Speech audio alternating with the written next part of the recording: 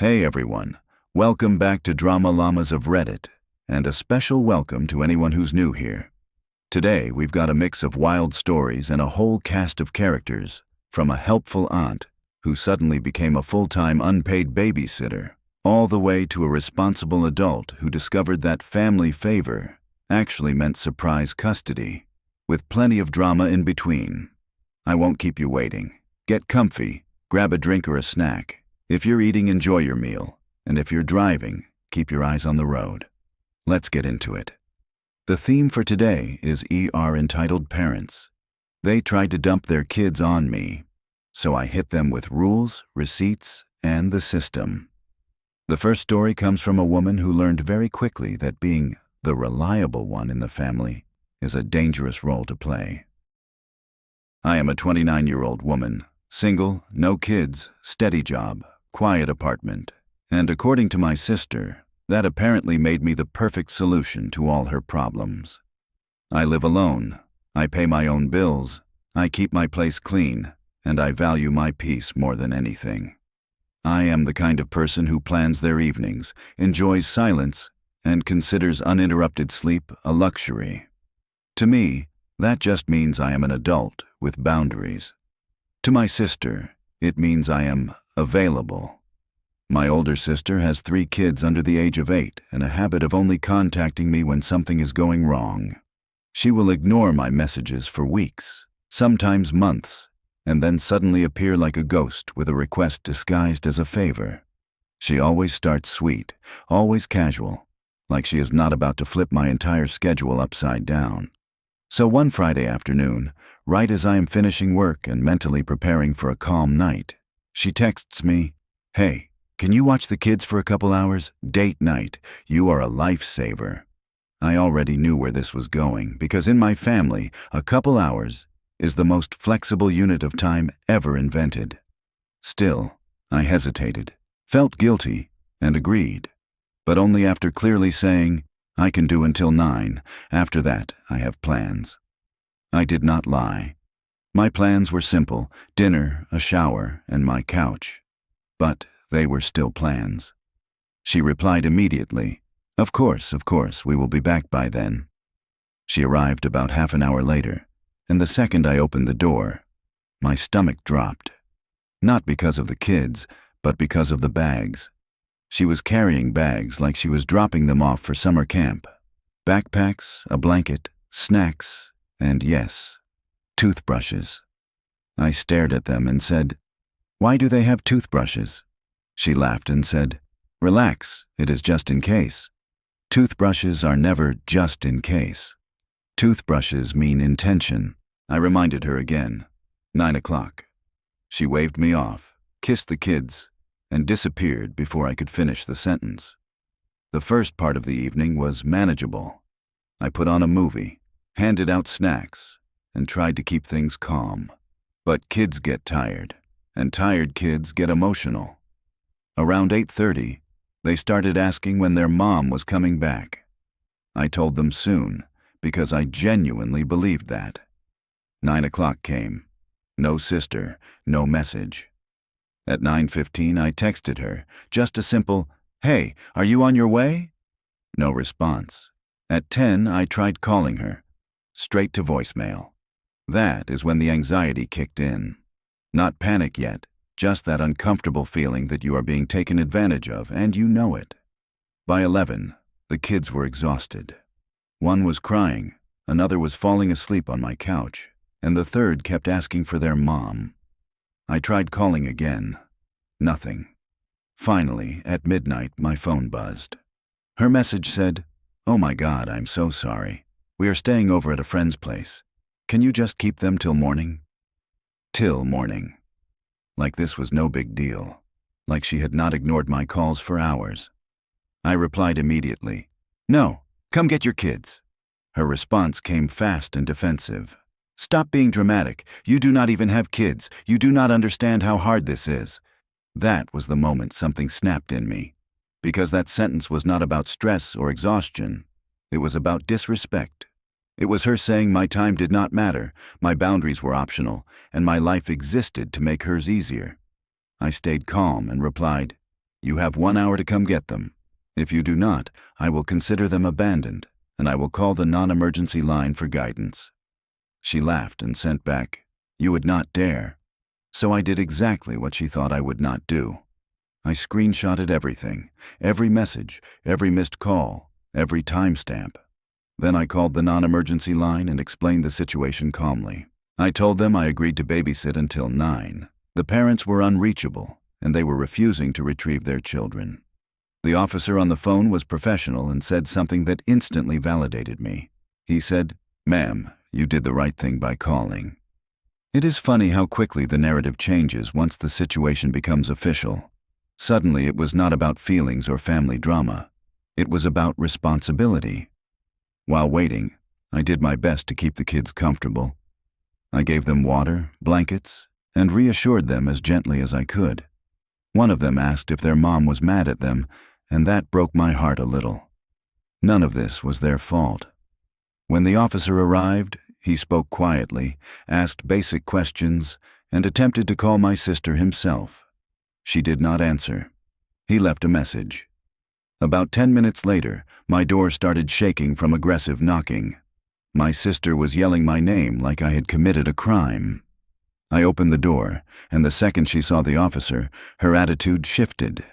She went from rage to panic instantly.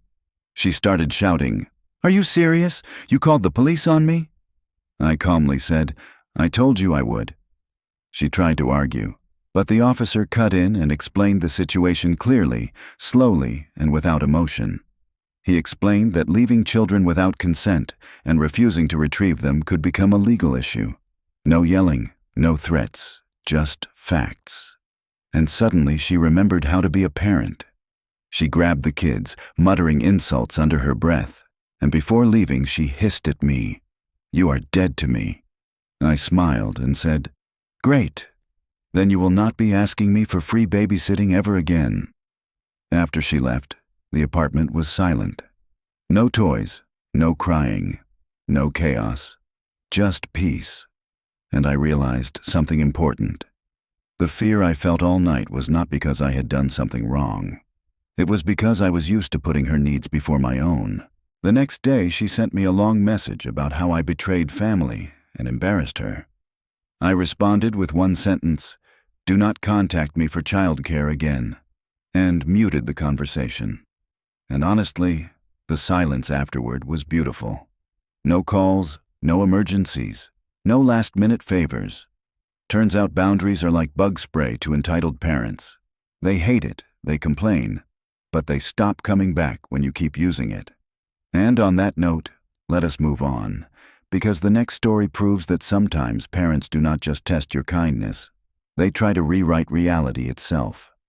The second story comes from a man who thought he was doing his brother a favor and ended up in what felt like a surprise custody audition. I am a 34-year-old man, married, no kids yet, stable job, quiet life. My wife and I are planners. We schedule our weeks, we budget, we talk things through. We are not spontaneous people, and we definitely are not drop everything and raise someone else's kids people. Unfortunately, my younger brother is the exact opposite. My brother has 2 kids, a lot of opinions, and a very flexible relationship with responsibility. He and his wife are constantly going through something, which is family code for we made choices and now want someone else to deal with the consequences. Still, he is my brother, and when he called me one Thursday night sounding stressed, I listened. He said, "Can the kids stay with you this weekend? Just the weekend. We need space to figure things out." I asked directly, "You are picking them up Sunday, right?" He said yes. I made him say it twice. Sunday, not Monday, not we will see. Sunday. They dropped the kids off Friday afternoon with backpacks, clothes, school supplies, and way more stuff than anyone needs for 2 nights. My wife gave me that look, the one that says, "This is going to be a problem." But we stayed positive. The kids were fine. We ordered pizza, watched movies, and honestly, it was not terrible. Saturday went smoothly. Sunday morning came, and I texted my brother, "What time are you picking them up?" No answer. Around noon, I tried calling. Voicemail. By late afternoon, my wife started to worry. She asked, "Do they have school tomorrow?" That question hit me like a brick. That night, I checked one of the backpacks and found homework folders and a school pickup schedule. A schedule. For us. That was the moment I realized this was not a misunderstanding. This was a plan. I finally got my brother on the phone Sunday night. I said, "You need to come get your kids tonight." He sighed loudly and said, "We kinda thought they could stay with you for a bit. You guys are more stable. The kids like it there." I said, "No, this was for the weekend." He replied, "Why are you being so difficult? Family helps family." I told him family does not disappear and leave children behind without permission. He hung up on me. At that point, it stopped being a family disagreement and became a legal concern. I documented everything. Messages, missed calls, dates. Then I called the school Monday morning and explained that I was not the legal guardian and would not be responsible for long-term arrangements. They took it seriously immediately.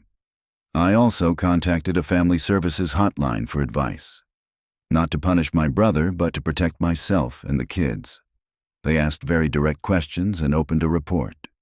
That was not something I enjoyed doing, but I refused to let my brother rewrite reality. 3 days later, my brother showed up angry and defensive, ready to argue. Instead, he was met with paperwork, clear explanations, and zero sympathy from professionals. His confidence vanished. The kids went home that day. Now he calls me dramatic instead of uptight, which is honestly an upgrade. And my wife and I learned a valuable lesson. If someone says, "just for a bit," we now require a calendar, a contract, and a witness.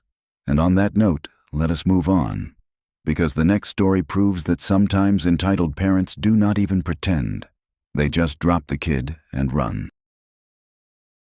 I am a 27-year-old woman, and I am the youngest in a family where helping out is treated like a legal obligation and boundaries are treated like a personal insult. You know the type. If you say no once, you are selfish forever. If you say yes once, congratulations. You just volunteered for the next 10 years. My cousin, Tasha, is the poster child for this. She has one kid, a 7-year-old boy named Noah, and a talent for turning every minor inconvenience into a full-scale emergency. Every day is so hard. Every week is the worst week of her life. And every time she needs a break, she somehow ends up needing someone else's living room, someone else's snacks, and someone else's time. She is not a bad person in the obvious villain way. She is worse. She is charming, loud, and confident enough to say ridiculous things like they are normal, and half the family just nods along because they are tired. I live alone, I work full-time, and I am the easy target. Because I do not have kids, which in my family apparently means I have endless free time and zero real responsibilities.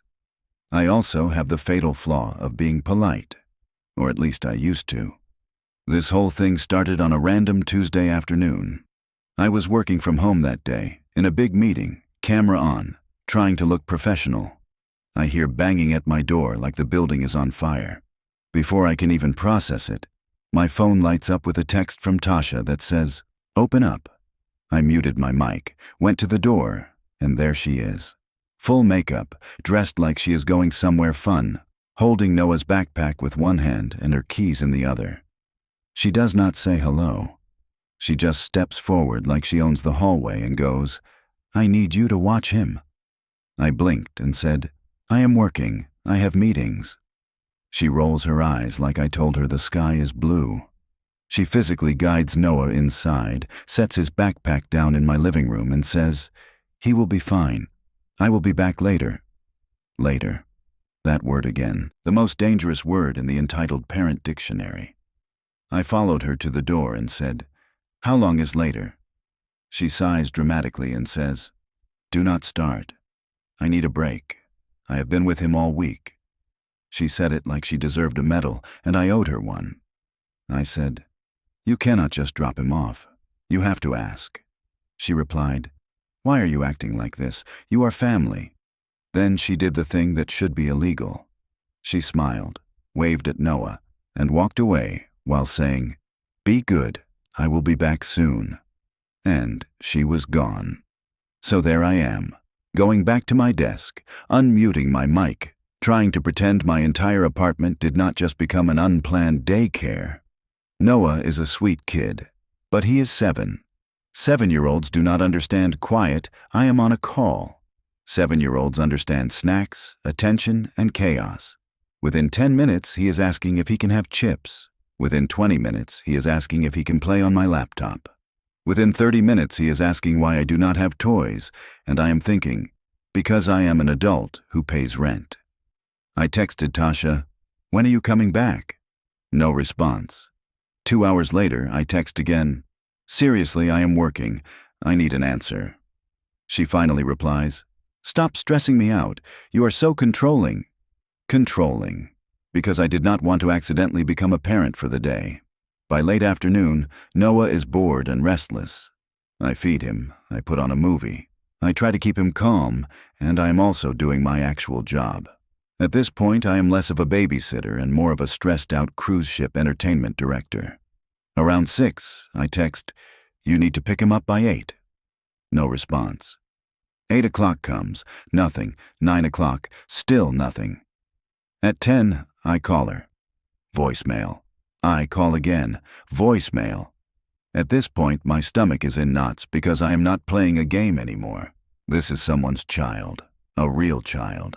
A child who keeps asking, "Is my mom coming?" And I am trying to keep my voice calm while internally screaming.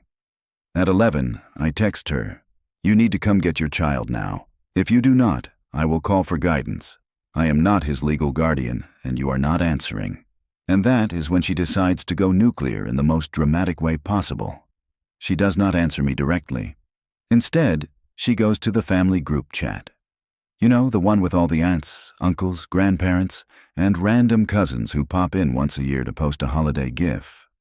She writes, "I cannot believe my own cousin is threatening me. I just needed help, and she is acting like I abandoned my child. Some people really hate kids."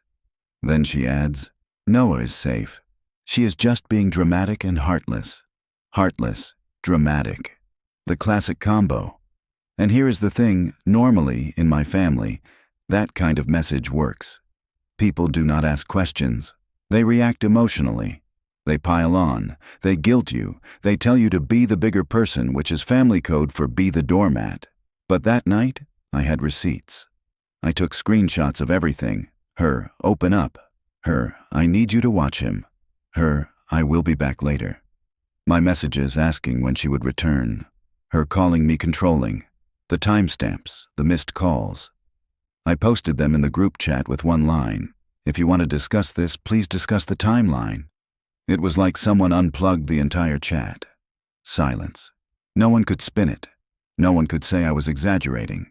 Because there it was in bright little rectangles of proof. 2 minutes later, my aunt tried, weakly, "Maybe she just got busy." I replied, "Then she should answer her phone. This is not a pet. This is a child." Then my mom, who usually tries to keep peace, asked, "Tasha, why did you leave him without confirming?" No answer. That silence told me everything. She was fine. She was out. She was ignoring me on purpose because she thought I would fold. I called a hotline for advice, not because I wanted to punish her, but because I needed to protect myself and ensure Noah was safe. They asked basic questions and told me what steps to take if she did not return. I continued documenting everything. Around midnight, my door finally bangs again. This time, it is Tasha, furious, with that performative rage people do when they get caught. She storms in and starts yelling, "What is wrong with you? You are trying to ruin my life. You embarrassed me in front of everyone." I stayed calm, because I was not going to be manipulated by volume. I said, "You dropped him off without asking, disappeared all day, ignored calls, and only cared once the group chat saw proof." She snapped, "I am a mom. I am allowed to need a break." I said, "Yes, you are allowed to need a break. You are not allowed to abandon your kid in my apartment like I am a free service." She tried to switch tactics. She pointed at Noah and said, "Look at him. You are scaring him. Noah looked confused, mostly because he was tired and wanted to go home, not because I was scaring him. I crouched to him and said gently, "It is okay, buddy. You are going home with your mom." Then I stood back up and looked at Tasha and said, "This never happens again." She grabbed his backpack, muttered something about me being crazy, and left. The next morning she tried to rewrite history again in the group chat, saying, "I cannot believe she overreacted." But at that point, nobody cared. The screenshots were still there, like a permanent billboard that said, "Nice try." The best part is what happened after. The family stopped volunteering me. Suddenly people would ask, "Are you sure she said yes?" Suddenly Tasha's emergencies became her husband's problem, or her mother's problem, or her own problem. Miracles do happen. And honestly, my little narrator comment here is this. It is wild how entitled parents talk about support when they mean free labor, and family when they mean I should not face consequences. The minute you bring receipts, the whole performance collapses. Because guilt only works in the dark. Screenshots are basically sunlight. And now that we have covered the cousin who tried to weaponize a group chat like it was a courtroom, let us zoom out for a second. 3 stories, same theme. They tried to dump their kids on someone who did not agree to it, and the moment reality showed up, they acted offended. Classic. Thank you so much for watching. If you enjoyed the stories, make sure to like the video, subscribe to the channel, and drop a comment with what you would have done in these situations, because I know people have opinions. Until next time, stay safe, stay sane, and remember, even llamas spit when pushed too far.